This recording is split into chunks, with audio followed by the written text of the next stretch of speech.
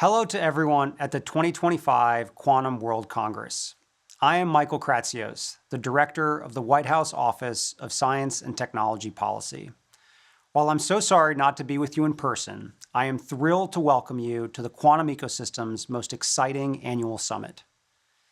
The Office of Science and Technology Policy coordinates the national quantum agenda across the federal government, from the National Science Foundation to the Department of War. In the research and development of quantum applications, we see a continuation of the long chain of productive partnership by government, industry, and academia stretching back to the Second World War.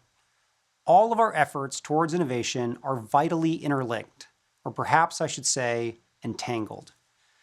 President Trump is committed to maintaining world leadership in quantum for America. As the president has said, it is a national security imperative for the United States to achieve and maintain unquestioned and unchallenged global technological dominance. In the last Trump administration, I had the privilege of running point on our quantum initiatives, helping double federal government research and development spending on quantum, overseeing the implementation of a 2018 National Quantum Initiative Act, and launching of the National Quantum Centers. When President Trump signed the NQI, it was the most serious government action ever taken on this critical field's behalf. The 2018 NQI launched American quantum to a new height. But during the last administration, the U.S. quantum leadership operated on autopilot, inexplicably deprioritized, its funding stagnant. Our leaders in government failed to keep up with quantum's technical progress and the industry's growth, neglecting to update their approach as quantum technologies have matured closer to commercial application. While the U.S. held course, other countries kicked off new initiatives that capitalized on quantum's maturation, threatening to shift leadership in the field away from America. Fortunately, private investment and ingenuity has kept U.S. quantum at the forefront, and the recent rate of progress in quantum computing has been breathtaking. Records are being set at an amazing pace as companies compete to demonstrate the function of more and better logical qubits.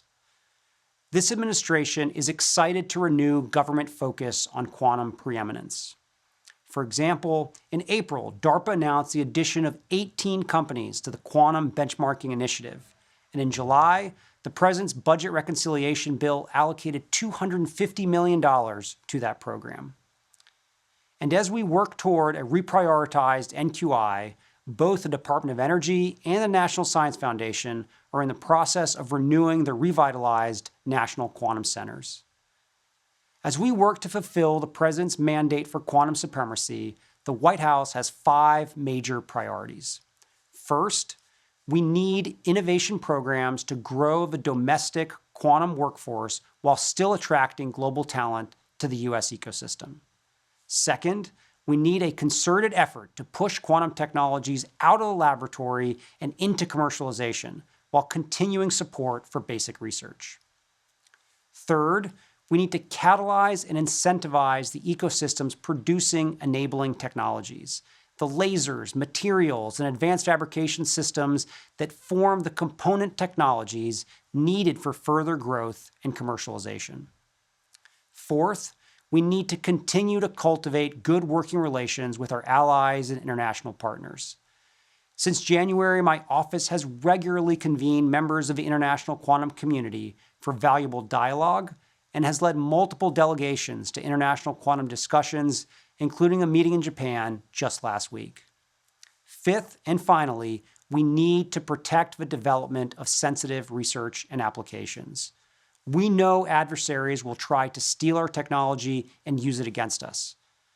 We can find common sense measures working with our partners that empower our researchers to secure their work in a manner that will not hinder our ability to out-innovate competitors.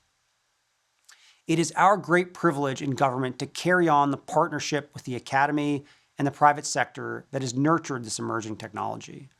The quantum community has grown and the field has matured astoundingly in the last decade, and an updated NQI can support the next steps for this ecosystem.